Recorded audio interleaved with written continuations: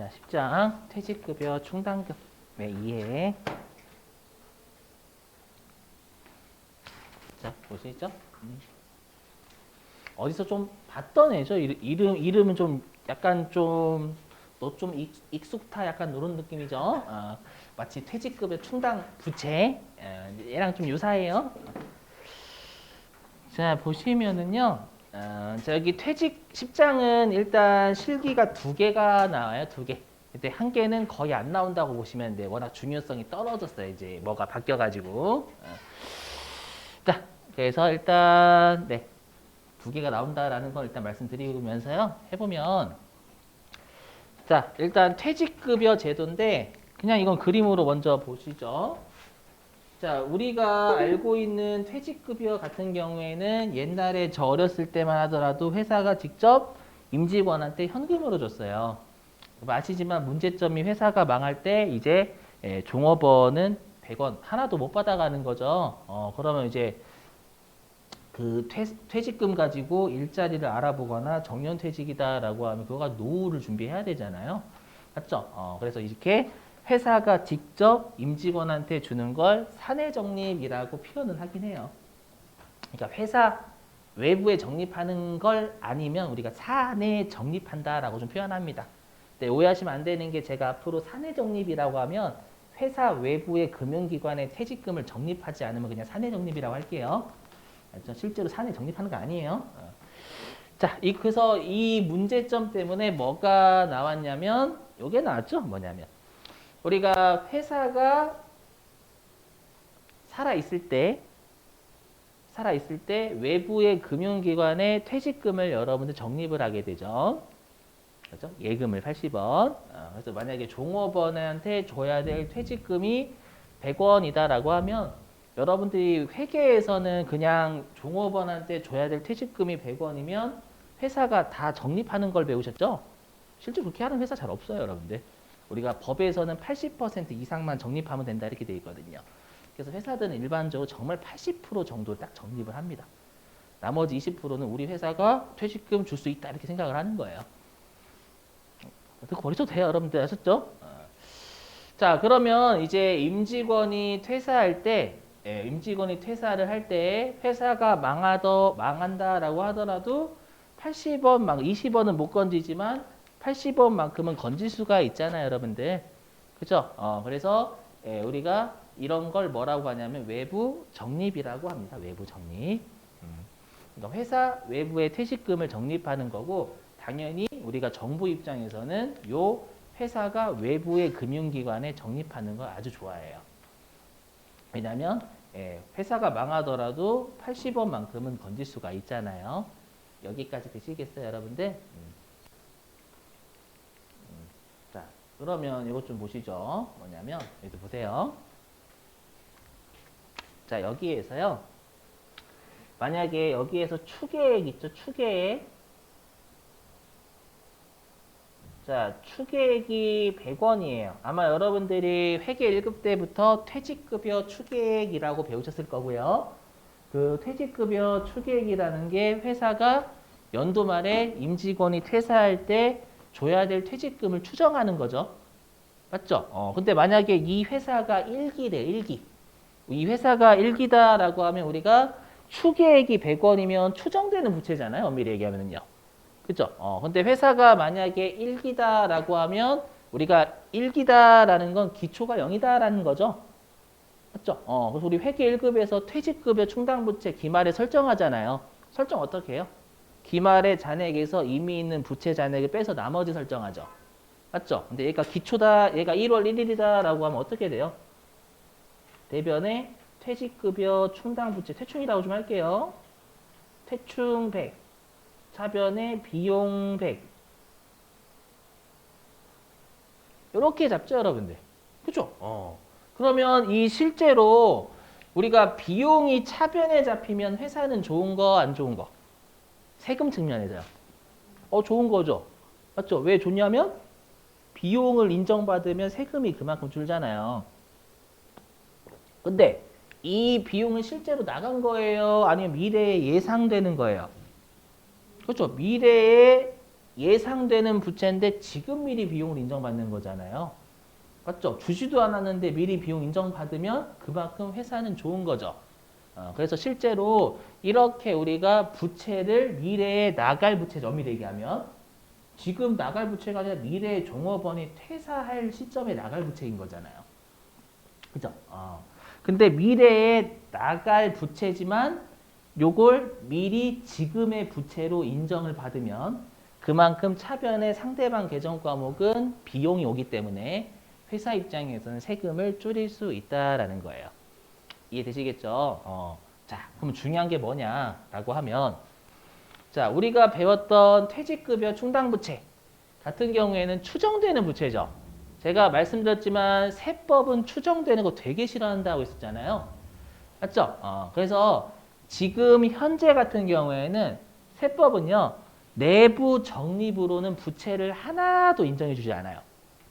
추정되는 부채잖아요. 추정되는 부채니까 이걸 비용으로 회사가 계상하는 걸 인정하지 않습니다. 하지만 회계는 그게 추정되는 부채다라고 하더라도 전부 다 차별 비용 잡아버리죠. 맞죠? 자, 그래서 결론은 뭐냐면 세법은 명확한 부채를 좋아해요. 무슨 말이냐? 법인이 외부의 금융기관에 80원을 넣었어요. 그럼 80원을 넣었다라는 건 이 80원만큼은 나중에 종업원이 퇴사할 때 확실하게 줄 수 있는 금액이죠. 얘는 추정되는 부채가 아니라 확실한 부채인 거예요.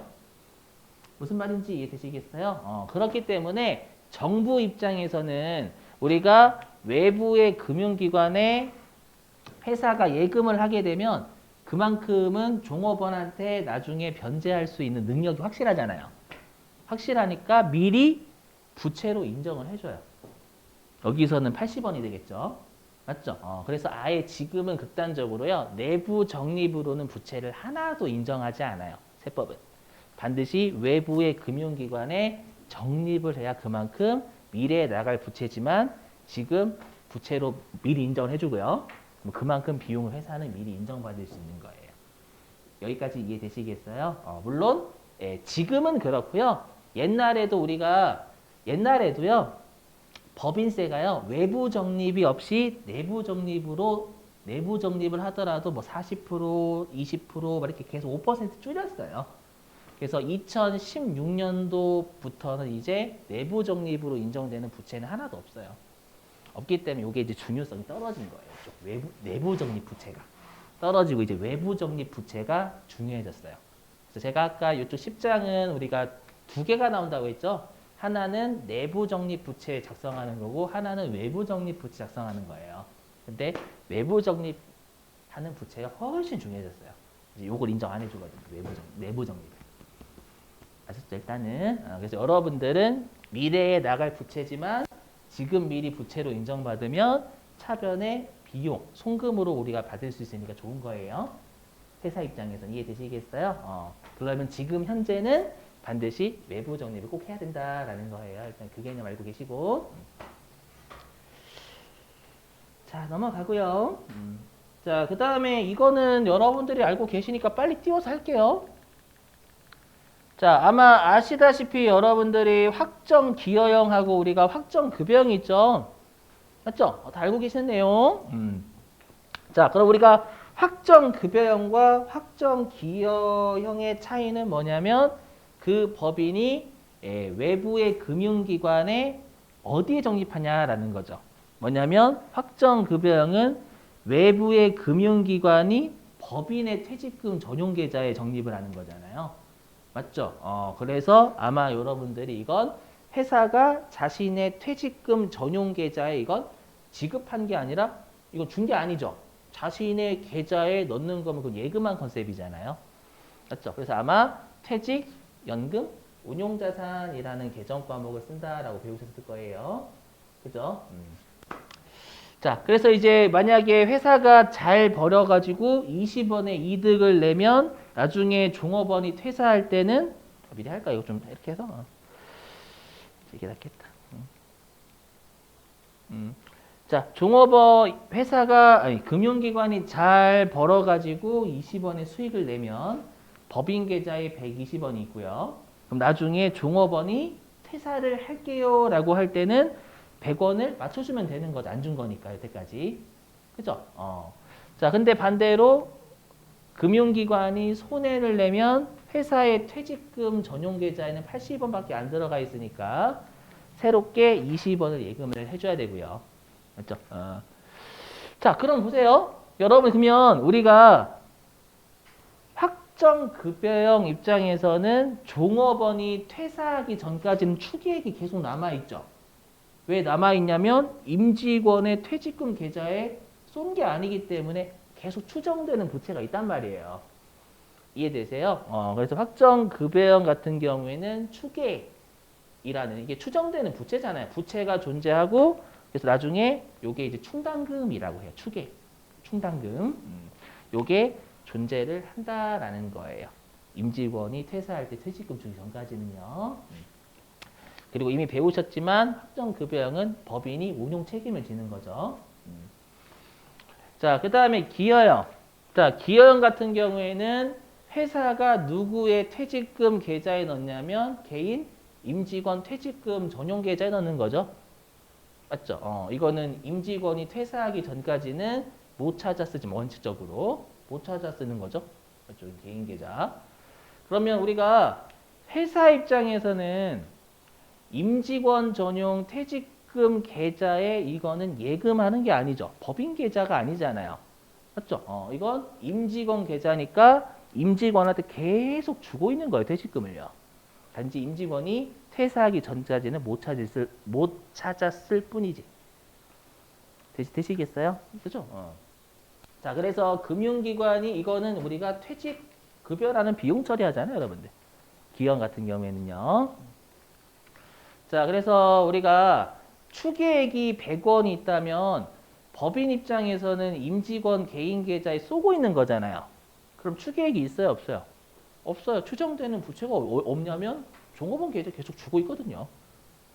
이해되시겠어요? 그래서 추정되는 부채가 없는 거예요. 자, 그래서 이제 금융기관이 20원의 수익을 내면 나중에 종업원 계좌에 120원 들어가 있으니까 종업원이 120원 받아가는 거고요. 반대로 적자를 내면 임직원 계좌에는 80원밖에 안 들어가 있는 거죠. 그럼 퇴사할 때 80원밖에 못 받아가는 거고. 그렇죠? 그래서 아마 여러분들이 기여형의 책임은 임직원이다라고 배우셨을 거예요. 그리고 추계액이 존재하지 않죠. 퇴직금을 계속 주고 있으니까. 그래서 충당금이라는 게 없어요. 추정되는 부채가 없기 때문에. 아시죠? 근데 우리가 여기는 추정되는 부채를 미리 송금으로 인정받는 그쪽을 배우는 거거든요. 그래서 여기 10장 쪽 파트는 전부 다 확정 급여형을 전제로 깔아요. 기여형을 전제하지 않습니다, 여러분들. 아시죠? 기여형은 추계액이 없어요. 아시죠? 근데 확정 급여형은 추계액이 임직원이 퇴사하기 전까지는 있거든요. 되시겠어요? 그래서 앞으로는 확정 급여형이라고 생각해 주시면 돼요. 되시겠죠? 넘어갑니다.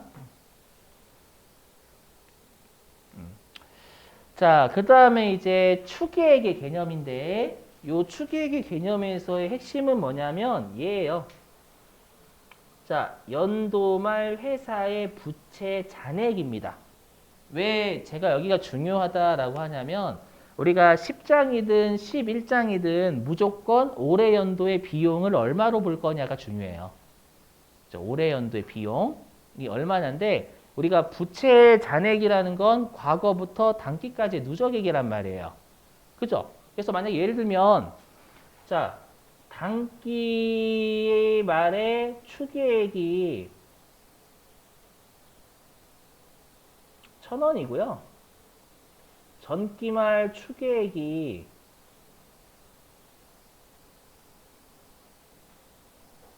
예를 들어서 400원이래요.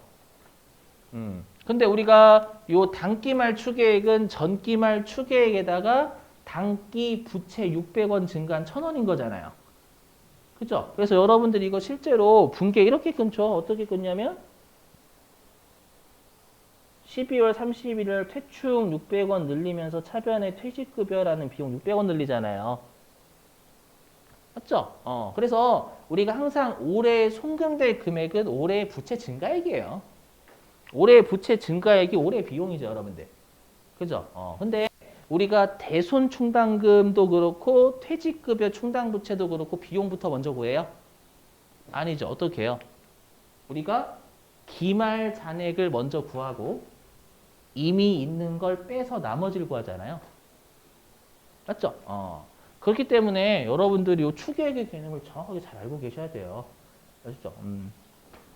자, 근데 우리가 조심하실 게 뭐냐면 세법은요. 요 추계액, 즉 단기 말의 부채 잔액을요. 이거 좀 외워주셔야 돼요.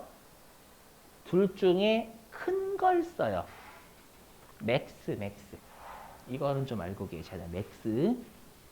무슨 말이냐면 여러분들이 혹시 회계 1급 때 퇴직급여 충당부채 설정할 때 퇴직급여 추계액 이렇게 주죠? 혹시 그 선생님이 설명해 주셨나요? 이렇게 설명 안 해주셨어 혹시? 모든 임직원이 기말에 전부 다 퇴사한다고 가정할 경우 회사가 줘야 될 퇴직금 예상액이 퇴직급여 추계액이다라고 안 배우셨나요? 지금 알면 되지, 여러분. 지금 알면 되지. 그래도 지금 알면 되지. 왜냐면 이거 우리가 적어야 되거든요. 그래서 여기 있죠? 사업연도 말 모든 임직원이 퇴사한다고 가정을 할 경우 줘야 될 퇴직금 예상액을 우리가 일시 퇴직 추계액이라고 불러요. 이거는 일반 기업 회계 기준에서의 추계액입니다. 우리가 배우고 있는 일반 기업 회계 기준. 아시죠? 하지만 우리가 회계 기준은 국제 회계 기준도 있다면서 국제 회계 기준. 그죠? 국제 회계 기준에서는요. 여기 있는 보험 수리 기준 추계액을 써요. 근데 여러분들이 보시면 이거 무슨 말인지 이해되세요? 쭉 읽어보시면 진짜 조선 말인가? 외국어인가? 그죠? 사업연도 말 향후 비용이 패고 싶죠? 그래서 여러분들이 보험 수리 기준 추계액이라는 곳에 입력은 해야 되거든요. 그러면 용어를 뭐를 외우시면 되냐면 이것만 외우시면 돼요. 이 보험 수리 기준 추계액은 근로자 퇴직급여 보장법에 따른 추계액이거든요. 아셨죠? 그래서 시험에 실기 입력하실 때 근로자 퇴직급여 보장법 이렇게 돼 있으면 보험 수리 기준 추계액 이렇게 생각하시면 되는 거예요. 이걸 외우실 필요 없어요. 알죠? 머리 터져요. 이거 어떻게 이거 구하기도 진짜 빡세요, 여러분. 아시죠? 그래서 둘 중에 큰 거를 쓴다. 요 정도 아셨죠? 일시퇴직 추계액은 뭐 여러분들이 좀 외워주시는 거고 그냥 보험 수리 기준 추계액은 근로자 퇴직급여 보장법에 따른 추계액 이 정도만 외워주시면 돼요. 자, 그 다음에 이제 개정 과목이 괴상 망측한 게요. 세법은요. 내부 적립으로 인정되는 부채와 외부 적립으로 인정되는 부채의 개정 과목이 다릅니다.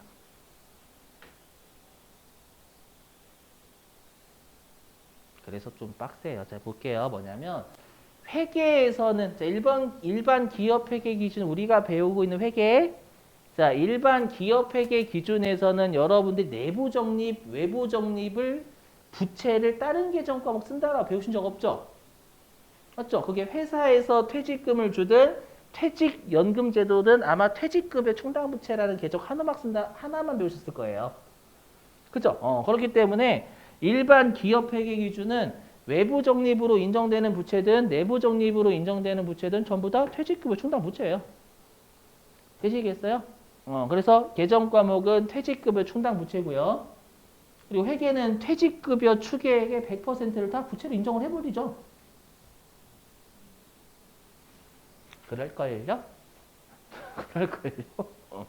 자, 근데 조심하셔야 돼요. 자, 보시면 자, 외우셔야 돼요. 자, 세법은 외부 적립을 꼭 퇴직금을 외부 적립을 해야지만 인정해 주는 부채를 퇴직연금 충당금이라고 해요. 줄여서 저는 앞으로 연충이라고 할 거예요. 연충. 연충. 알았죠? 다시 한번 세법은 외부 적립을 해야지만 인정해 주는 부채 개정 과목을 퇴직연금 충당금이라는 개정 과목을 쓰고요. 얘를 전줄여서 연충이라고 할게요. 왜냐면 우리 대손충당금도 대충이라고 좀 하잖아요, 여러분들. 줄여 쓸게요. 자, 그 다음에 여기 퇴직급여 충당금 보이시죠? 요 퇴직급여 충당금은 뭐냐면 세법에서요. 외부 적립을 하지 않더라도 인정되는 부채 있죠. 외부 적립을 하지 않더라도 세법상 인정되는 부채를 퇴직급여 충당금이라고 불러요. 그래서 실제로 여러분들 실기입력하실 때는 퇴직급여 충당금 조정명세서 하고요. 퇴직연금 충당금 조정명세서 이 두 개를 해요. 이 중에서 가장 중요한 건 연충이에요.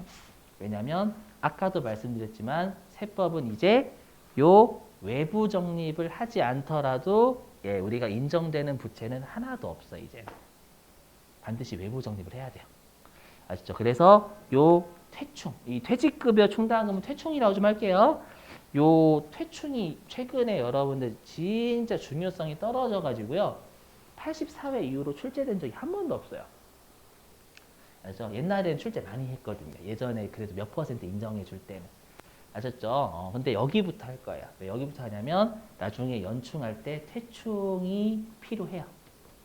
아시죠? 그리고 얘네 둘이 논리가 유사하기 때문에 퇴충을 먼저 잡아야 돼요. 아셨죠? 그래서 연충이 중요하지만 이 연충을 하기 위해서 퇴충부터 먼저 좀 이해를 도와볼게요. 비슷한 논리거든요, 전부 다. 됐죠? 자, 그러면 이제